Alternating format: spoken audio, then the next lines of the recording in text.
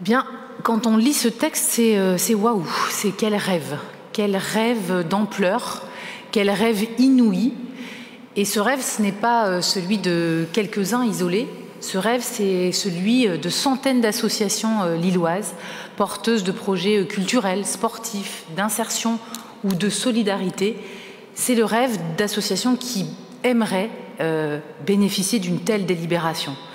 C'est le rêve d'un engagement à long terme pour les jeunes, d'une vision durable pour l'emploi, la formation et l'accompagnement d'apprentis sur 2 ans, par exemple. C'est le rêve de pouvoir soutenir des artistes dans leur processus créatif sur la durée, d'assurer une prise en charge décente des déplacements des bénévoles, des sportifs, des animateurs. C'est le rêve d'une reconnaissance et d'une visibilité suffisante pour ne plus avoir à prouver chaque année auprès des pouvoirs publics sa légitimité et se battre pour obtenir un créneau dans l'affichage municipal, par exemple. Mais malheureusement, ce rêve reste inaccessible pour la plupart, à l'exception de l'île 3000, de l'Opéra, du Théâtre du Nord, quelques associations.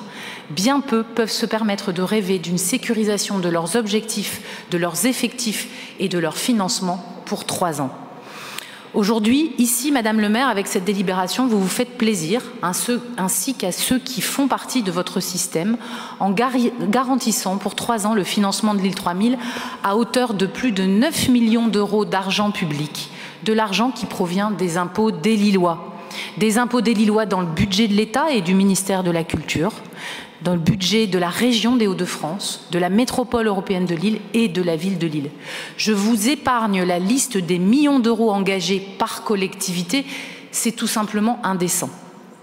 Je pense surtout aux associations qui, ces dernières années, ont dû fermer, faute d'un tel soutien pérenne, à ceux qui œuvrent dans la solidarité, le sport, l'éducation populaire, l'insertion, qui ont dû soit baisser le rideau après s'être battus, ou alors qui sont aujourd'hui dans une grande précarité et dans l'incertitude.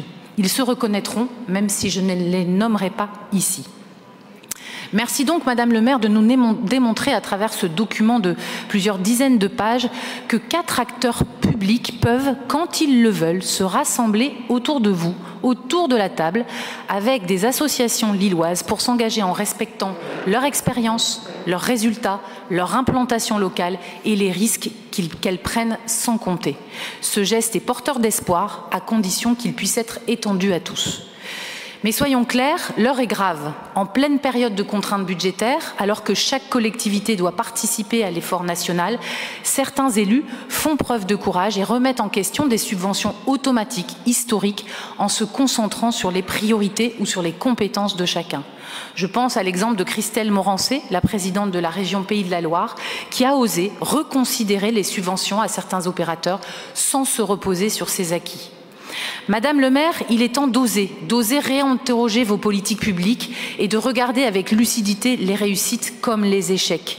Car ici à Lille, vous voulez nous faire signer une convention qui repose sur la continuité, sans remise en question, sur le principe de « on a toujours fait ainsi, c'est parfait, les Lillois adorent, s'amusent ».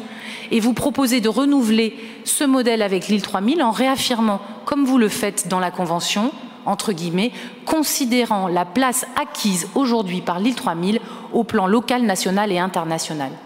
Mais de quelle place parlez-vous? Un événement qui est appelé ici festival, mais c'est un festival de quoi exactement?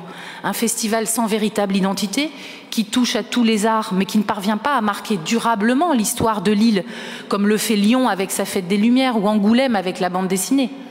Un festival fourre-tout, sans impact tangible sur le patrimoine local, contrairement à des initiatives d'autres villes, par exemple comme celle du Havre, qui commande des œuvres qui marquent le territoire et les habitants. Un festival qui n'encourage pas suffisamment la création locale, mais place nos artistes dans une situation de dépendance financière et de soumission. Un festival qui ne valorise pas nos talents lillois au-delà de nos frontières. Ce n'est donc pas un rêve, Madame le maire, c'est une déconnexion totale de la réalité des Lillois et des tensions économiques, culturelles et sociétales que nous traversons actuellement. Voilà pourquoi, au nom du respect des Lillois et de toutes ces associations, de nos 10 quartiers, ainsi que des communes associées de l'Homme et d'Hélène, nous voterons contre cette convention.